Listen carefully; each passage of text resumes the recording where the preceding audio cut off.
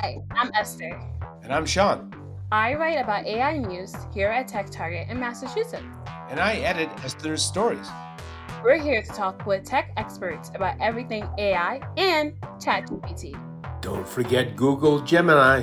Whether it's who's ahead in the generative AI race, the metaverse, digital twins, or even the latest in autonomous vehicles, we've got it covered.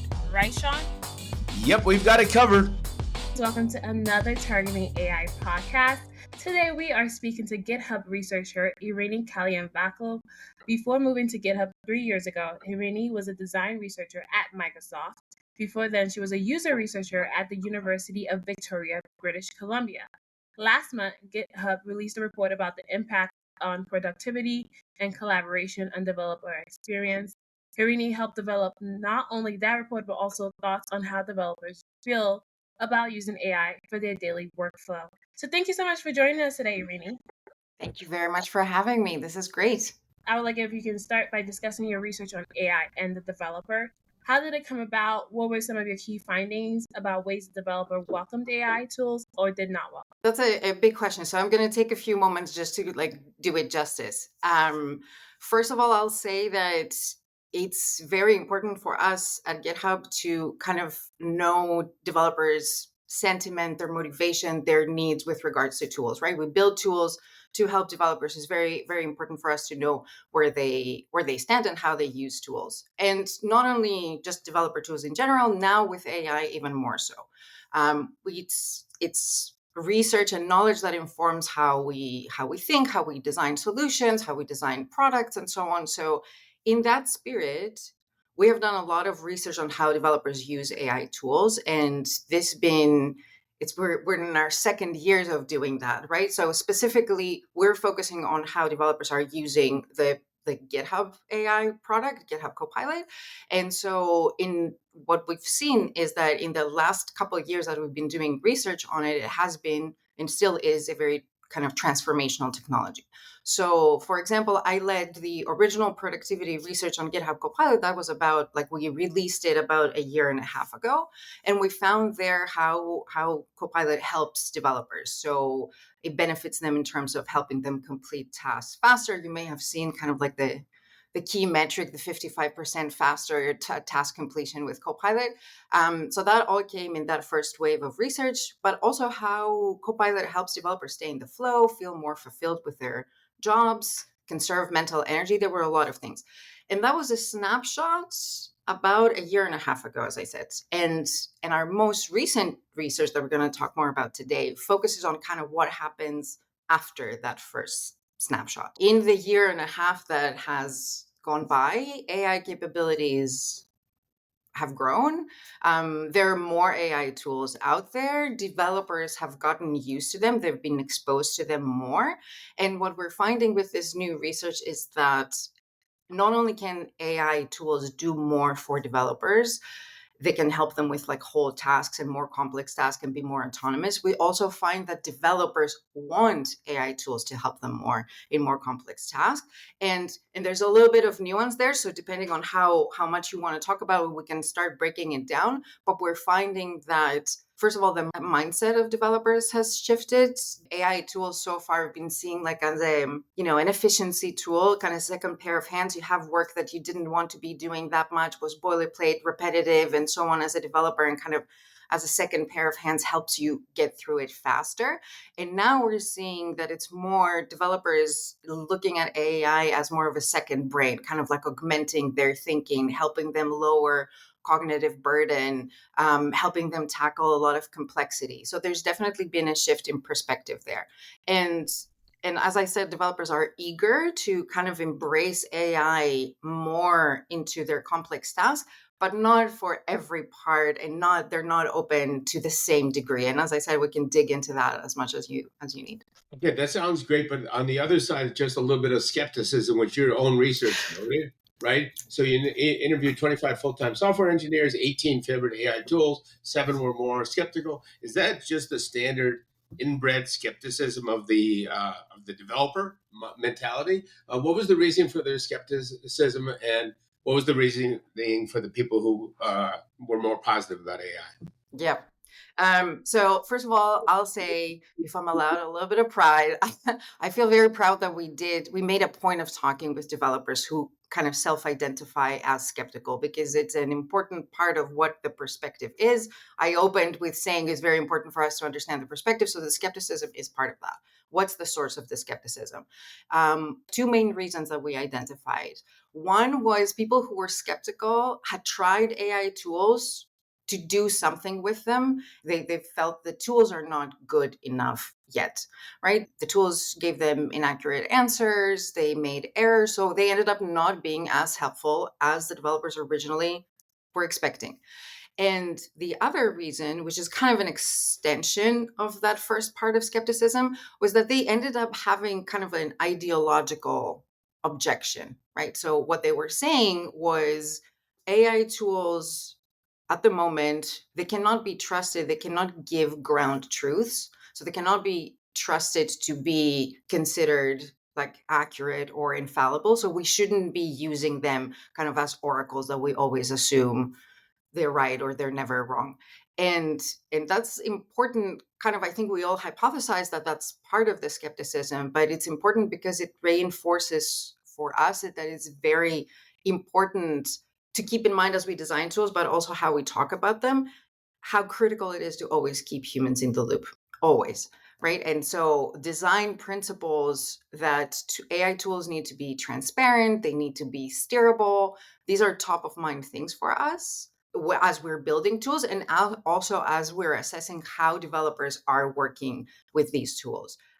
So making sure that developers are always in the loop, they're always in control, never mind how capable and better the tools become or more autonomous they become. These are things that we need to keep in mind and keep practicing. And so at any point, we need to be making sure that developers, they can verify whatever AI suggests to them, right? So for the current generation of tools, what that means is, like, as Copilot, for example, gives lines of code to developers as they're writing their own code, that is still something that needs to go through diligence. Teams, developers have had code reviews and other like practices as due diligence that I've been using for the human written code. Exactly the same steps need to be taken when the code is AI generated. And then for this next generation of tools that is coming, I'm, just as a parenthesis here, I'm sitting on the like innovation team at GitHub. It's called GitHub Next. So we're also thinking about building the next wave, the next generation of AI tools that leverage this like expanded set of capabilities that AI has. And still there, we're still thinking with these same principles of making it transparent, making it steerable. So we always have functionality in them that supports developers to run the code that AI is generating and is suggesting in real time, validated before it's committed, before it goes anywhere further. You mentioned like at the beginning of like first it was kind of like developers were using the tool as kind of like a mundane task. And then you also mentioned now they're kind of using it as like a second brain. And I think that goes into the point in the research about the cognitive burden. So can you go a little bit about what that is? And then can you expand on how they're now using it as a quote unquote second brain? There are a couple of ways. Cognitive burden in general is kind of the sense that a task is taking more mental energy than it should, right? Or than a developer is willing to invest. And there are a couple of ways that this can manifest. So, one way that it can manifest is if a task is really tedious, right? So, the developer cannot justify spending the time and the mental energy in a task that is tedious. It's not because the task is really difficult, but it is repetitive, it's boilerplate, it's uninteresting. It's not, they feel that it's not worth their time. This is a sort of task that is ripe for automation. And at the moment, as the kind of the second pair of hands that we were talking about, AI tools are really helping with that. They're shouldering some of the kind of more mundane, boring work. Developers are freed up to be able to focus on something that's more satisfying. The other way that developers run into this idea of cognitive burden is when a task is really challenging, right? And developers they welcome a challenge. They can find, if a task is complex, they still like the problem solving. They find it engaging, they find it fun, they find like a good growth opportunity for them. But these tasks can become too challenging, and then it becomes an overwhelming experience for developers. And instead of being engaged in something complex and interesting, they end up being discouraged. So there are these two kind of like flavors of the cognitive burden, and that second flavor that comes in when tasks are challenging and difficult. That's where we find that at the moment there's room to bring kind of value to developers through these tools. Right now developers are dealing with more and more complexity, right? The software systems that developers are working on today compared to like 20 or 30 years ago are much bigger, they're more complex, and developers still have to keep everything in their brains in terms of like mental models. So what we're finding in the research when we say that it's a second brain and it helps developers with cognitive burden is they're using AI tools a lot more now and they want to use them more for making sense of a lot of information quickly, understanding the context, understanding what they need to do, having proposed plans of action on how to go about and what steps to take to solve a complex problem or a complex task. And that's what we are also building into kind of this next generation of AI assistants. I think, and it may help for our conversation here to say a little bit about kind of complex tasks, because a lot of the time we talk about them as their one unit of work, but in fact, developers kind of they have to go through different steps. So I mentioned the sense making, for example. Most complex tasks start with a developer needing to make sense of a lot of information and not necessarily knowing where to start. So one way that developers welcome more AI assistants when they're trying to do the sense making is, can an AI assistant parse a lot of information, summarize it for them, surface to them what they need to pay attention to? And you may have heard of this in other environments as well, right? Like, so using AI tools to summarize long emails or long documents or meetings or things like that. So the same way, there's a lot that goes on into a complex task. Sense making is one of those areas where developers really would appreciate more help from AI. And it's just doing some pre-processing for them, helping them kind of, as we said, augment their thinking. And the same with a plan of action. They would love if AI tooling comes up with, and this is something that we're building at the moment, comes up with a plan of action, a set of steps that a developer can take to complete their task, and potentially even more than one, and kind of talk them through the pros and cons of the different plans of action. And then, of course, the developer still wants to be fully in control of any decisions and any implementation after that. I don't want to sound too negative, but one thing in the blog about AI developers is that developers aren't expecting perfection from their AI tools. And you just spoke to that. How would you say developers are dealing with some of the imperfections or limitations of the AI tools? So I mentioned the Oracle thing, right? That the perception that AI is somehow always accurate and kind of complete in its output. And that's a perception which, I mean, there's a lot of hype around AI, so it's kind of valid that people have that perception given everything that we hear about what AI tools can do. But it is a perception, this infallibility, that fueled developers' initial expectations and their disappointment. I mentioned that the skeptics were folks that tried AI tools. They discovered that, this AI tool is not even able to do basic arithmetic correctly, right? And so the level of trust goes down and the expectations are not met and there's disappointment. So that's um, the perfection that was expected at the beginning, and that expectation was not met. Again, that was a year and a half ago. And so a year and a half later, today, developers have been exposed to AI more. They have a much better understanding of what it can and cannot do. And so their expectations are calibrated, which I think is what kind of mitigates that expectation of perfection and the different mindset that we see right now. So developers now have spent time with AI tools. They understand what they can and cannot do. They know that they are subject to errors. They have accepted that, and they are finding the right ways to use AI tools given that. So they have seen that, for example, if you use appropriate like prompting appropriately, you can steer and you can nudge the AI tools to provide helpful answers. Even if the answer is not 100% correct, it can still be helpful for them, which was kind of like a revelation for us also when we found that kind of nugget in our research a year and a half ago. But we keep finding it. So in the research now, people were saying that they use, they have their little prompting strategies. They start from something, asking for something very general, and then gradually they refine their prompts and to make it more specific as a way to get to what they need. And so when I say that they're not expecting perfection, is that they've accepted that they're not going to be getting correct and accurate answers all the time. But one, they can do something about that, right? They can use these prompting strategies and get to gradually teach the tool to give them appropriate for them output. And then they're also trying the AI tools in cases and in scenarios where accuracy matters a lot less. More and more, we're hearing developers using AI tools for brainstorming, for example. And when we're brainstorming, even if someone gives us, like, we're looking for food for thought to move our thinking forward. And so even if someone says something that is technically incorrect or kind of inaccurate, it doesn't really matter because the brainstorming process is such that even if it's not accurate, it's still helpful.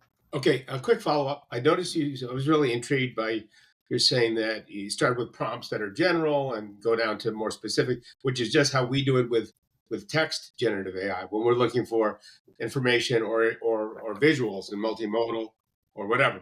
And so we're not developers; we're journalists. I just want to clarify for the audience and for me how developers use it. Do they use like text prompts or is it coding prompts? Like, do you say GitHub Copilot? Can you write code to do this? Is it like that, or are you using chunks of code in your prompts? So you can do both. GitHub Copilot supports what we call auto completion, right? So as the developer is writing lines of code, it provides Copilot suggests more lines of code, and so every line that a developer is writing is essentially a prompt. It might not be necessarily in English, although a lot of the time it's not a natural language. Although more and more it is, because developers can write it as a comment, and then if they describe what they are trying to do in a comment in plain English, they can start getting generated code from Copilot. So in the completions, they write code and the code becomes the prompt that the tool then reacts to and generates something. But Copilot also has a Copilot chat version, right, where there's a separate panel and there things are more conversational. And so in that case, it's like the other way that you described it, where you're asking for something to be explained or to generate something that does XYZ things. And then it's more of prompting in text and getting something back in terms of code. I wonder, you mentioned basically the skepticism having to do with having to refine your prompting, right? And so my question is it that it was at the start of generative AI that they kind of felt like this problem? Or have there always been a problem with, like, for those who are skeptical with like AI in general? Like, as AI in general, not generative AI, as the previous version of AI, has it been helpful for developers, or have they not tried it before then? I think so. The skepticism that we saw, I think it's a matter of exposure over time and understanding what a tool is good at and what it's not good at. So as I mentioned, like, it's at the beginning, just even by the term artificial intelligence, I think it raises the expectation that this is something that is intelligent, therefore it is always correct. And I think the interactions that people had at the beginning with AI tools is they were asking factual questions to which they were expecting factually correct answers, right? And that makes perfect sense, especially since a lot of interactions, especially after the launch of ChatGPT, were conversational. And one type of conversation that we're all used to is when I ask a question that I don't know the answer to, but I believe someone else does, and I'm expecting to get a correct answer in response. But that's not how, like, it's generative AI, meaning it's generating what it thinks is more probable to come next based on the large language model that it is using and how it knows language is used typically. And so that's, but you can only know that once you start working with the tool and you realize that, for example, for a series of questions, it's just not giving you anything helpful. And then for a different set of questions, or if you ask it again, or if you clarify the way that you ask, it does start to give you something that is closer to what you needed. So I think that exposure and that kind of calibration, which developers actually brought up in the interviews, they were saying like they are adapting the tools to their users, but they're also adapting to what the tool can and cannot do. And I think it kind of starts to close the gap between the kind of like the original expectation that turned into skepticism and a more like useful adoption of these tools now that developers have a better sense of what is it that they do and cannot do well. It's pretty interesting. Your methodology reminds me of almost like journalism. You're researching and interviewing people, trying to come up with some useful guideline that can help others. But anyway, that's a sideline. So, what do some of your findings mean for enterprises who and they're using developers to create software platforms and systems and processes, but what about end users using AI? So, what about, so in other words, like what did you find as far as developers and end users, or did you not include end users in your study? Like So yeah. So, so in this case, developers are the end users because we're looking specifically, we're looking at um, coding tools, and so developers are the end users of that. And it's interesting that you bring up the enterprises and the organizations because the enterprises and organizations are the ones that make the decision to include this tool into their developers' work, but they're not actually users. So, like a decision maker in an enterprise that decides whether they're going to roll out Copilot is usually not the person that is going to end up using it. So you're bringing out a kind of like a differentiation between these two groups. So the question is kind of what do these findings mean for enterprises and organizations that have developers and they are also using these tools? And I think, as far as I can see, it's kind of great news. So we're talking about all the findings that we have, and we're starting to piece it together from different studies that we have run. Everything that we've seen is that what we're really talking about is developers using these AI tools. And as a result, they're able to focus on more engaging work. They're able to complete work faster. They're able to stay in the flow. And we know that these are things that are core to what we call the developer experience, right? The developer productivity, developer happiness, but also the developer experience, which started becoming DevX, starts becoming like a core issue that now the tech industry is really interested in. So we have also done some research recently into developer experience and kind of how it relates to business outcomes. And so what we found, for example, is that when developers have time to do deep work, they feel 50% more productive. When they're in work, they're doing work that they find engaging versus boring. They feel 30% more productive. And these are things that AI tools can bring because we have done the research previously where we know that when using GitHub Copilot, developers are able to focus on more satisfying work, or that they're able to stay in the flow. So it starts these two worlds of research, the one on developer experience and the one in AI tools, start coming together, which I think is a really like a very virtuous cycle at the moment because it means that enterprises can actually bring two great results into their organizations. One is to have the productivity and the happiness of the developers, but also through that and through improving the developer experience, they're able to get better outcomes for them. Like we found connections to outcomes like innovation, retention, profitability. And this is something that we're also hearing from enterprise customers that have adopted. So I'll keep talking about GitHub Copilot because that's the one that we know the most.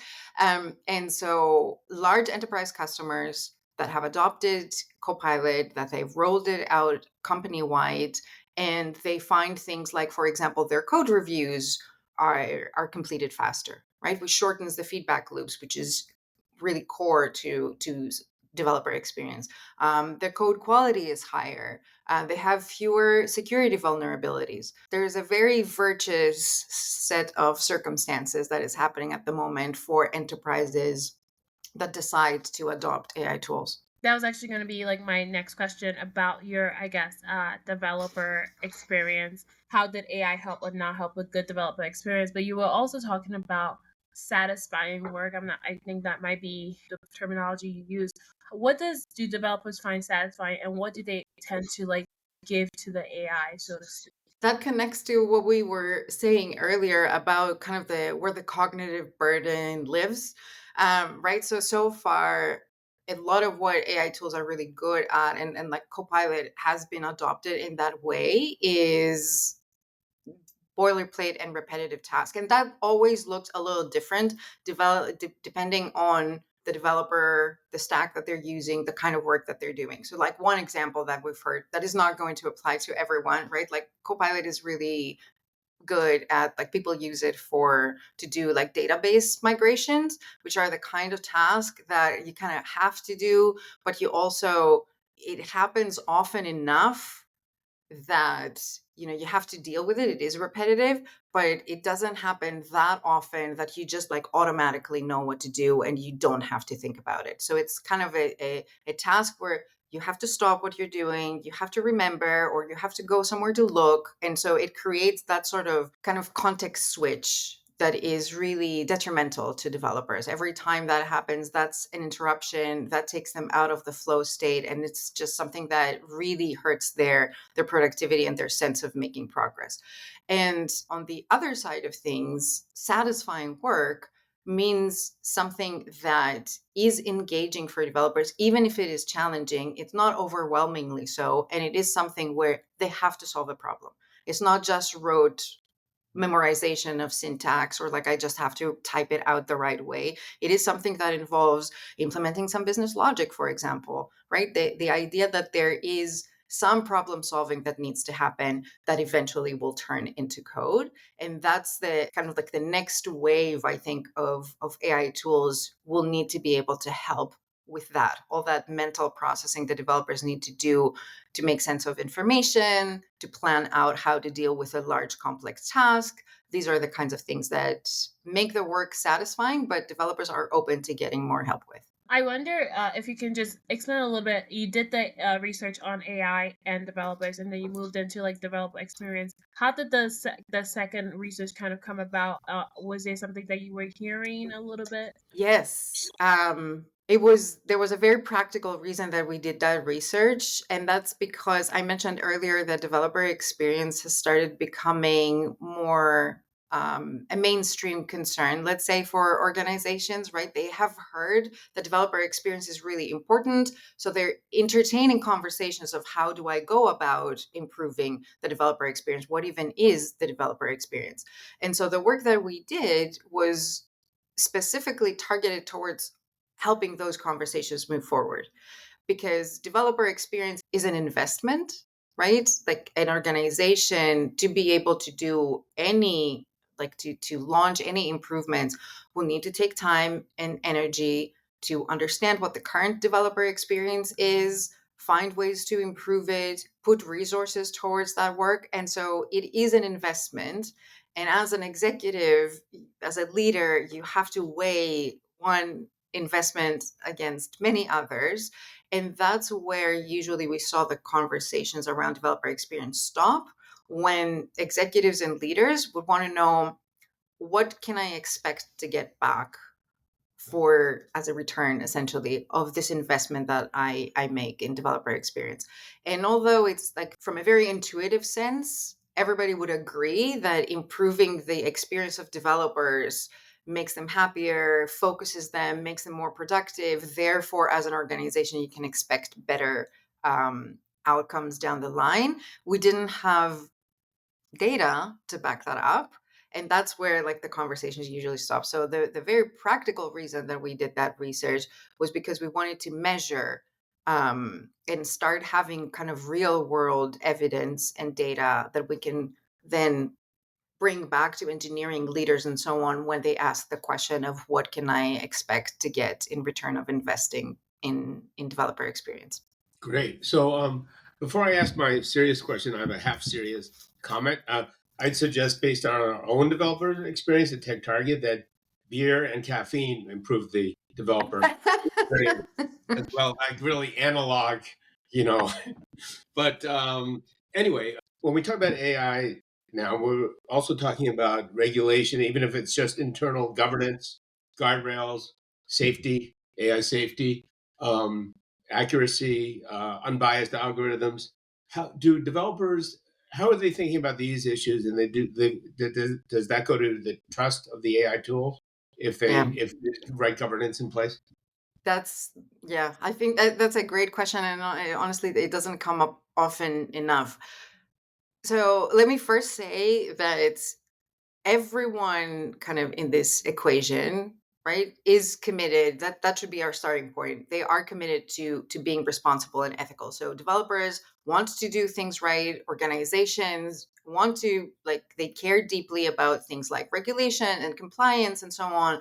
And GitHub and other tool vendors and platform companies, we have. I'll just speak for GitHub because I know what we have a very long and detailed responsible AI review for everything that we release.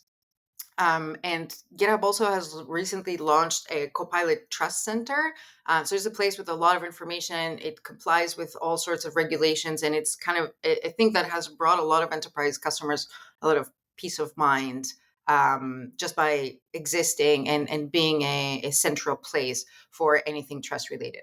So with that out of the way, that like everybody's trying to do the right thing, I think that generally, as organizations adopt AI tools, it will be critical that not only do the tools fit the developer workflows, which is very important, right? Because that's the only way that tools are ever helpful. They have to fit how people work, but that they're also compliant and they're also ethical and they're that by default and by design so that developers don't have to worry about that in their day-to-day work, right? So the way that Copilot ended up being adopted in enterprises was very organic. It's very typical for developer tools, I have to say, but it was very organically from the individuals to the enterprise, right? So individual developers started buying Copilot and using it for themselves, finding it very beneficial, and then going to the workplace to say, you know what, I'm using this tool. I feel that it makes me more productive. I have a much better time completing my work doing like using this tool. Can we look into acquiring? And then developers had that question of like, is this something though that we can adopt in the organization? Is it compliant? Is it ethical? And so on, which kicks off a conversation that is led by the organization. So the developer should not have to worry in their day-to-day work about whether a tool is compliant, whether it is ethical, and so on. That needs to be taken care of separately and before. So we work very closely with organizations to make sure compliance and responsible AI practices are followed and they're in place. We also ensure that Copilot works with their own data and with their own workflows while still like staying true to all the regulatory frameworks. It's the sort of thing that we discover step by step what the right way to do it is, because sometimes we're breaking ground in how like software is created and where the new tools fit in, and the technology is evolving and it's evolving so quickly. So it is really exciting to be able to break ground like that and to be able to do it responsibly and ethically. And I think you're absolutely right. Regulation is key, and it should not be the concern of the developer the tools need to be by default ethical, and that has to do with how they're created. So it's like responsibility that we have to take on. Yep. Yeah, that's a good point. Just to wrap up, you work at you are part of the innovation team. Obviously, you mentioned that earlier. Yep. So, what are some of the things that we can expect, or you're kind of in the works for 2024 that you're seeing or you're very excited about when it comes to Yeah. AI? Yeah. So first of all, I'm just gonna put it in there because it's easy for people to just like go to a link and see all the information. So the team is called GitHub Next. And we have our own like little corner website, which is githubnext.com. And that's where you can find information about who we are and what we do and kind of like all the latest and greatest projects that we're working on. So I mentioned the idea of AI tools being a second brain for developers. And I think the biggest manifestation that we have in the works right now is one of our projects that is called Copilot Workspace, which is a tool that is designed to help developers complete whole tasks. And so to take them from starting a task with like a minor description of this is what this task is about and what I'm trying to do, and kind of step by step working, the developer working with AI kind of in partnership to go from that to the code that they're going to write at the end, that's going to be committed and then reviewed by the team and then is going to become part of the whole code base. There are a lot of steps in that process. As I mentioned, like going through a complex task has a lot of things going on. And so Copilot Workspace is built with a lot of these principles that I mentioned in mind. Like it's always transparent about what it is doing. It is always steerable. It helps make sense of what the task is. It proposes a plan. It starts, if the developer wants to implement the plan, it starts implementing it. It suggests code. They can verify, they can validate, they can run it real time to see if it works before it goes any further. And we're just very excited about that because it's kind of like a bridge between I had an idea and like a task that came with that, all the way to I implemented my idea and kind of shorten not only the time that it takes, but also kind of lower the kind of the activation energy that sometimes just to get started with something and having to do all the thinking that goes into how do I approach is necessary, but the bar is high. So if we can lower the cognitive burden of getting started with the task and give developers kind of like a partner along the way to help them the kind of make the path easier to tread, that's something that is making us very exciting about how tools can be used next. Thank you so much. Sean, do you have any final question? No, I don't.